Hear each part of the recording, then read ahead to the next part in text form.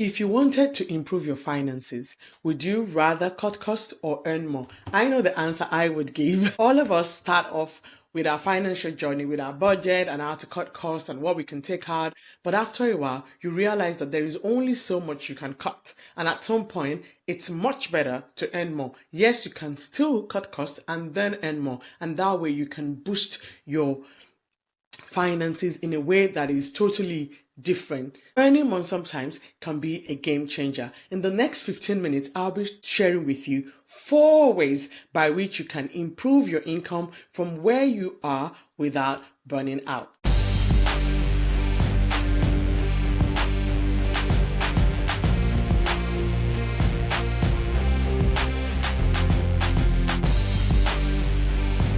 Hello and welcome back to the Moneymatics Podcast. My name is Omobobola, and as you know, we are always talking money and finances and everything that has to do with our financial life, especially for those that are Africans living in diaspora. So on today's episode, like I said, I'm sharing 4 things that you can do to improve your income. But before we get to that, there's a mindset shift that needs to happen when it comes to your finances, when it comes to this whole financial journey, improving our finances, being better, not living the paycheck to paycheck life. And it's the fact that you realize that your mind is capable of much more than you realize. You yourself, you are not just an income earner, you are an income generator. You are an income generator. So you need to get to that point where you're not only thinking of yourself as an employee, somebody who goes to work and gets paid for it, but also asking yourself, how can I increase my income? How can I myself as a person generate more income? And that mindset shift needs to happen. Sometimes it is looking at where you are at your job. Sometimes it is looking at what you can do outside of your job, maybe with your hobbies and all of that. And with that said, let's get right into it. Number 1 thing that you can do is to start where you are with your current job. You need to sit down with yourself and begin to highlight where your strengths are, what you're doing to add value to your organization, to your job, and then right where you are, explore options to increase your income. That can be going for a course, going to improve your skill. That can be asking your manager, what can I do to be promoted so that you can increase your income? And I would say that is like a low hanging fruit. It's right there where you are. It's a familiar place. You're working in that organization already. And all you need to do is to speak out or to reach out and to do more or to look at how you can gain more visibility for the hard work you're already doing. So that's number 1, where you are. Look at your current job. Is there any way that I can increase my income doing what I am currently doing, or being at the same organization without leaving my job, but then taking up more responsibilities and by so doing increasing my income? Now, if you live in a place like Sweden, the statistics say sometimes the only way or the best way to increase your income is to leave your job and then go find another one. And so that's number 2, where you are right now.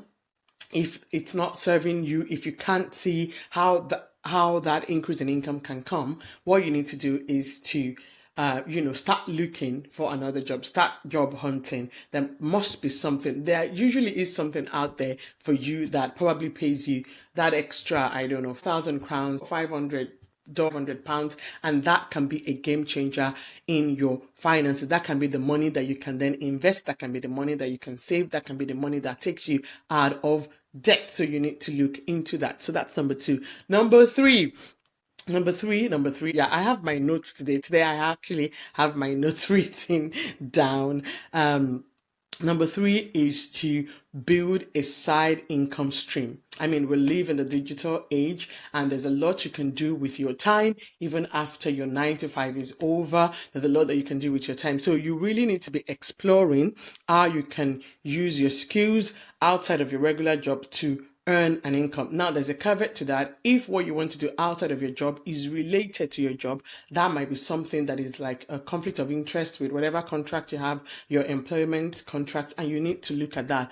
Am I allowed to do this side income thing that I'm doing while keeping my job? Is it okay? Is it against company rule and all of that? But if it's nothing related to your job, maybe it's your hobby, think of how your skills can earn you money outside of your job. It could be freelancing, it could be you writing, it could be you coding, learning programming, it could be consulting for small businesses. There's a skill you have, there's something you have that you're not yet using to generate income, and you need to be looking into that. Number 3 thing that you can use to increase your income.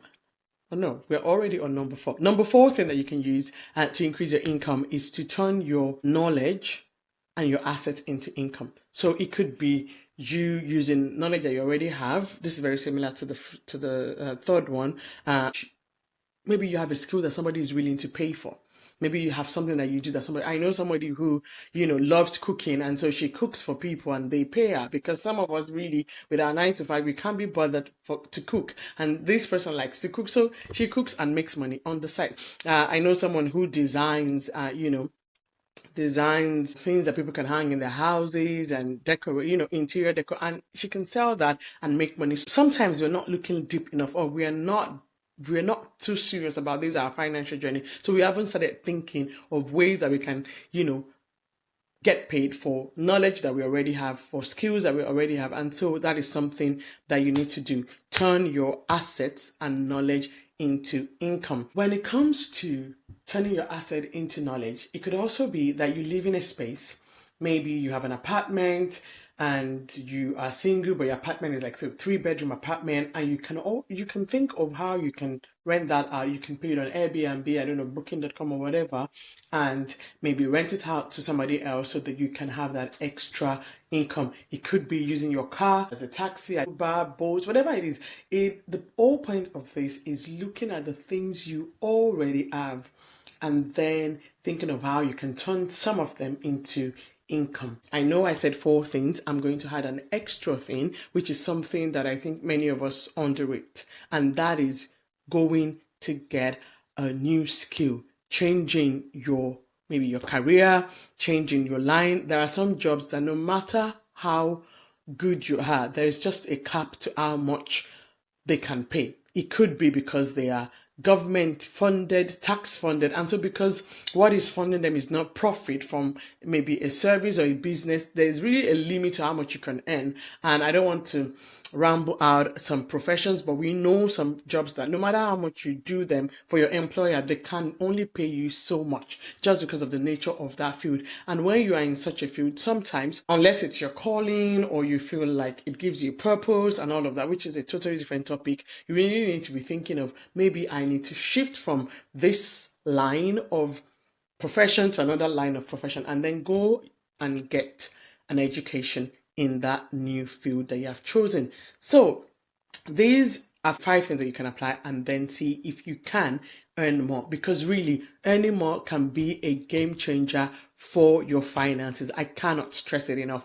Earning more is way better sometimes. It's way better. Not even sometimes. It's way better than trying to cut costs. Why not? Instead of you forfeiting your morning coffee, or forfeiting buying that nice bag that you love, or forfeiting playing that golf that you love so much, why not go out and earn more so that you can still drink your coffee and still be on the journey to financial freedom? Now, while you're doing this, a lot of us make the mistake of burning out. I know that. I do this podcast outside of my job, and sometimes it can, if you are not careful, it can drain you of energy, and you do not want that. So you want to find something that you can pace and you can do on the long run. You're not trying to work 24/7, you're trying to work smarter. And that's something that you need to think about. Now, focus on high value activities. Don't just take anything and that takes you hours but pays you little. You want to think of, where can I put my 1 hour? Where can I put my 2 hours, that it can give me something that I wouldn't get normally with my 2 hours at work. So that's something to think about. You already have a 9 to 5. You're working hard. You need time to rest. You do not want to be doing so much, running helter skelter, but not making the money. Quick summary as we are rounding up on this episode. Don't just save think of ways that you can increase your income. I know I am the podcaster for saying you need to look at your budget, look at your numbers, you need to save, you need to do this. But sometimes that is not enough. And sometimes maybe that's not what you want to do. Think of ways that you can increase your income. When you begin to think, that mindset shift start happening slowly. And before you know it, you start seeing opportunities around you. And think like a value creator. Don't just maybe monetize your time. Think of the value that your time is giving, and that is what you should monetize. Start small and then give it time. Sometimes that side thing that is going to earn you extra income is not going to be an extra income directly. It's just like going back to school. You would need to make that investment first before you can reap it. And so start small, start where you are, and then see how you can scale up as you go. So this week, I want to challenge you to pick at least one thing this week that you can do to boost your income. It doesn't mean that the income will start today. It might just be that you are beginning the journey to having that extra stream of income on the side. I want you to drop in the comment section what you're thinking of doing when you watch this. Drop in the comment section as a way of putting that vision out there, what you're thinking of doing, and then come back to that comment section and see it maybe in a few months or in a few weeks and see if you have done it. And so as we close, save by all means, cut out unnecessary expenses by all means, but also think, how can I earn more so that I have more room for the things that I want to do, more room for the place I want to go. Because, one thing that we know that affects your investment over the long time is how long you've been investing and even how much you invest from the beginning. So I tell you, everybody can do with an extra $1,000, an extra £1,000, an extra 10,000 crowns in their pocket. And I'm telling you, that is one way to look at this. And on the next episode, I'll be bringing someone who actually went ahead and did something radical about their income, and we will dive into what they did and what it takes to do that. And until I come your way again, this is the Moneymatics Podcast. Ciao, ciao.